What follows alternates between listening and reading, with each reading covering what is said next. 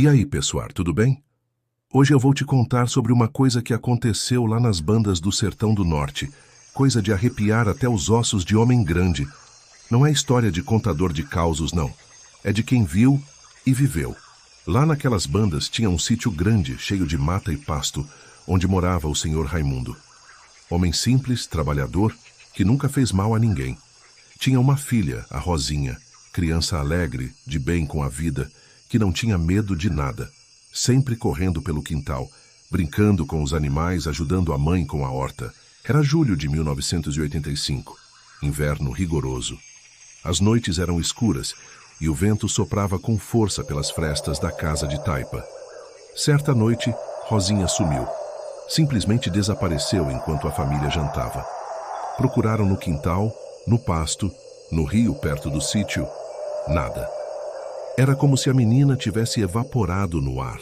Nos dias anteriores, algumas coisas estranhas já tinham acontecido. O cachorro da família latiu para o nada várias vezes durante a noite.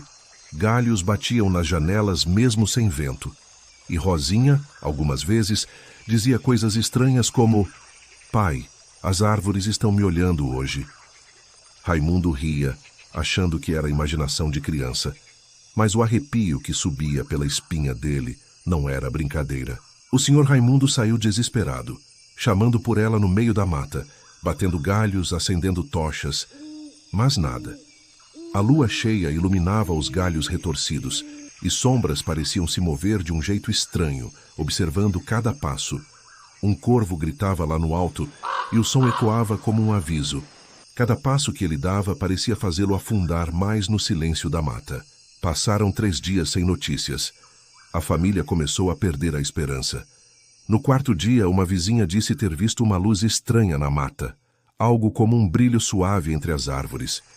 Raimundo, sem pensar 2 vezes, pegou uma lanterna e foi sozinho. O coração batia forte, mas ele precisava encontrar Rosinha. Enquanto avançava pela trilha, ele sentiu algo tocar seu ombro. Mas quando virou, não havia ninguém.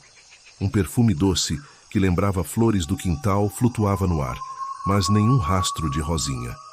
O vento parecia sussurrar palavras incompreensíveis, como se a mata estivesse viva e falando com ele. Chegando perto do local onde a luz surgira, ouviu risadinhas e murmúrios, mas nada humano. A voz da filha parecia distante, chamando-o, mas diferente. Um frio intenso percorreu seu corpo, e foi aí que viu. Rosinha estava sentada em um tronco caído, cercada por figuras pequenas, cobertas de folhas e galhos, como se fossem crianças da própria mata. Seus olhos, que antes brilhavam de alegria, agora pareciam vazios, profundos, antigos. "Pai", disse Rosinha, mas a voz vinha de um lugar estranho, ecoando ao redor, como se várias pessoas falassem ao mesmo tempo. Ela apontou para as figuras ao redor. "Eles me chamaram. Disseram que eu podia ficar, mas posso visitar vocês." Raimundo tentou pegá-la, abraçá-la, mas o corpo da filha começou a tremer, a ficar transparente, como fumaça que o vento leva embora. As figuras da mata se aproximaram, murmurando palavras que Raimundo não entendia, e ele sentiu que a filha se despedia para sempre. No caminho de volta, ele ainda escutava passos pequenos atrás dele, mas quando se virava, nada via. A mata parecia guardar segredos antigos, e cada sombra era uma presença que ele não podia compreender. Voltou para casa sozinho, de mãos vazias, mas com o coração pesado.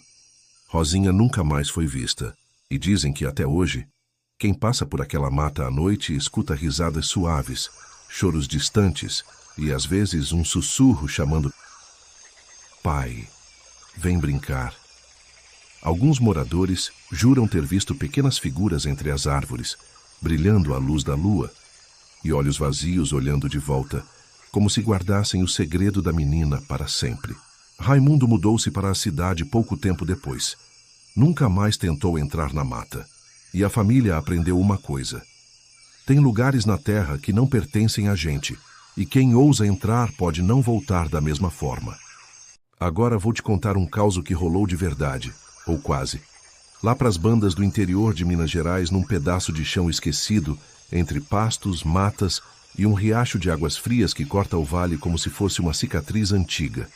O povo daquelas redondezas é acostumado com o silêncio. Silêncio de bicho, de noite sem lua, de mato que respira devagar. Dizem que no sítio Boa Esperança morava seu Zé Lourenço, homem calado, de pele curtida pelo sol e mãos que pareciam feitas de terra. Tinha o olhar fundo, daqueles que já viram mais do que queriam lembrar. Trabalhava o dia inteiro, de sol a sol, sem reclamar de nada, porque na roça, reclamar não enche barriga. Dona Joaquina, sua mulher, era o contrário. Faladeira, sabida nas ervas e benzeções. Era quem curava dor de cabeça, quebranto e dava conselho para meio mundo da redondeza. O povo respeitava a véia, mas também tinha medo dela. Diziam que sabia mais do que devia. Tinham 2 filhos, Maria, de 10 anos, e Pedrinho, de 7. Crianças como tantas, mas com aquele ar de quem cresceu ouvindo o vento contar segredo. O verão daquele ano foi estranho. A chuva veio forte demais. O riacho encheu e carregou parte da cerca.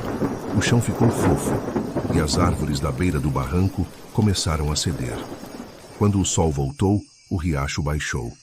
Mas alguma coisa diferente ficou por lá. Foi seu Zé quem viu primeiro. Estava indo buscar água para lavar o coxo quando reparou numa pedra redonda, lisa e escura, bem no meio do leito. Tinha algo de estranho nela. Não parecia pedra comum. Tinha um brilho próprio, mesmo na sombra. Que pedra diferente, nunca vi parecida, murmurou ele, coçando a barba. Voltou para casa. Comentou com Dona Joaquina, que fez o sinal da cruz e respondeu sem levantar o olhar. Então não mexe com ela. Pedra que aparece depois da cheia não é coisa boa. Seu Zé riu, meio desconfiado, e mudou de assunto.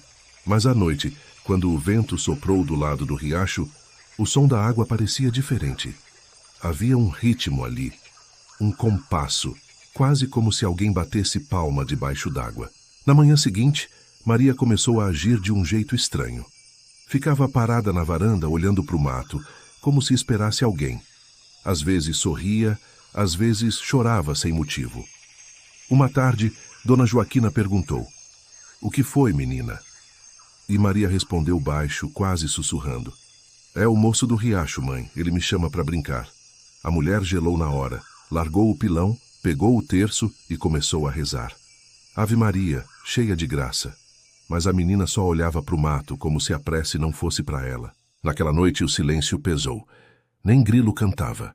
O gado inquieto, as galinhas acordadas e o vento parado. Quando deu meia-noite, ouviu-se um barulho lá de fora. Passos leves, molhados, como de criança descalça caminhando na lama. Seu Zé levantou, pegou o lampião e foi ver. Nada. Só o portão aberto e o som do riacho distante. No outro dia, o rastro estava lá. Pegadas pequenas indo da varanda até o barranco. E sumiam na beira da água. Seu Zé ficou branco. Mandou fechar as janelas, trancar a porta e proibiu as crianças de chegarem perto do riacho. Mas o medo tem um jeito estranho de crescer. Ele não precisa de convite, só de silêncio. Maria, por sua vez, começou a desenhar. Desenhava na parede, no chão, em folhas velhas de caderno. Sempre as mesmas figuras. Uma criança ao lado de uma sombra grande, escura, sem rosto. E atrás, o riacho. Quando Dona Joaquina perguntou quem era a sombra, a menina respondeu: "É o moço. Ele fica triste quando a água seca." A mãe chorou em silêncio. Sabia que aquilo não era coisa de criança. Era o mesmo tipo de presença que ela já sentira quando menina, lá nas terras do pai, quando um afogado foi encontrado preso nas pedras. Desde aquele dia, ela jurou nunca mais chegar perto de água parada à noite. Mas o destino da roça é circular. O que foi, volta. Na madrugada seguinte, Maria desapareceu. O galo cantou 3 vezes, o sol nasceu, e ela não estava em casa. O terreiro estava coberto de orvalho, o portão entreaberto e, de novo, as pegadas. As mesmas, pequenas, descalças, seguindo até o riacho. Seu Zé desceu correndo, chamando o nome da filha. O som da voz dele ecoava no vale, sem resposta.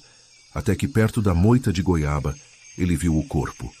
Maria estava deitada, com o vestido colado ao corpo, o cabelo úmido e os olhos abertos. Parecia em transe. E ela olhava fixo para a pedra no meio do riacho. O homem ajoelhou, tocou no rosto frio da filha, ficou ali gritando: Acorda, filha, acorda! Carregou a filha nos braços e levou para dentro de casa. A menina não tinha marca, não tinha sinal de afogamento. Parecia ter simplesmente parado. Naquela noite, Dona Joaquina não fechou os olhos. Sentou na cama, com o terço nas mãos, e jurou ouvir passos correndo no quintal, pequenos, molhados, e risadinhas baixas, como de criança brincando. Na manhã seguinte, o padre foi até a casa. Fez o sinal da cruz e perguntou sério: alguém mexeu com o riacho? Seu Zé contou da pedra, do dia em que tentou empurrá-la para o fundo com a vara de pescar. O padre ficou pálido. Pois reze, homem. Pedra que brilha na água guarda a alma, e alma que foi presa pela corrente não descansa fácil. Na manhã seguinte, a menina fechou os olhos. A redondeza toda ficou comovida com o acontecimento. O enterro foi simples, com o sino da capelinha tocando longe. Depois do enterro de Maria, o sítio Boa Esperança nunca mais foi o mesmo. Dona Joaquina andava abatida, os olhos fundos, como se tivesse envelhecido uns 10 anos em uma semana. Rezava todo dia, queimava incenso, benzia as paredes, mas o peso na casa não saía. Seu Zé, por outro lado, se calou de vez. Mal falava e mal comia. Passava as manhãs sentado na varanda, encarando o riacho, como quem tenta entender um segredo que nunca devia ter descoberto. Foi numa dessas manhãs que ele percebeu. A pedra no meio do riacho havia se movido. Pouco, mas o suficiente para mudar o rumo da corrente. E parecia maior. O brilho já não era prateado, era avermelhado, como brasa viva sob a água.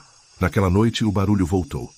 O mesmo compasso na água, o mesmo som de passos leves e molhados atravessando o terreiro. Só que dessa vez vinha acompanhado de um riso infantil. Não um riso alegre. Era um som oco, distante, sem calor humano. Nessa mesma noite, Pedrinho acordou chorando e dizendo: pai, ela tá com frio. Seu Zé se arrepiou todo. Frio? Quem está com frio? Mas o menino só olhava para a janela, os olhos arregalados. Ela quer brincar de novo, pai. Disse que o moço vai ensinar a nadar. Na manhã seguinte, o portão do curral amanheceu aberto. E dentro do bebedouro das vacas havia pequenas pegadas. Dona Joaquina não suportou. Pegou as roupas da filha, acendeu o fogão a lenha e começou a queimar uma por uma, rezando alto: que o fogo leve o que a água não levou. Na noite seguinte, seu Zé acordou com o barulho da porta batendo, olhou no quarto e Pedrinho não estava lá. Correu para fora, gritando o nome do menino. Nada. Só o som do riacho, forte, agitado, e aquele brilho avermelhado dançando no meio das águas. O povo do povoado veio ajudar nas buscas, mas o riacho parecia mais fundo do que antes. E cada vez que alguém tentava se aproximar, o chão cedia, como se puxasse para dentro. Dona Joaquina enlouqueceu.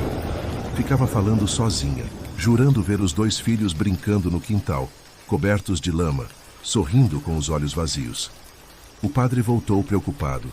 Entrou na casa, abençoou o lugar e perguntou: o senhor ainda não quebrou a pedra? Seu Zé respondeu cansado: não dá, padre. Cada vez que tento, o rio se levanta. Pois então reze forte, porque onde a água brilha de noite, o demônio molha os pés. Mas naquela noite, ninguém rezou.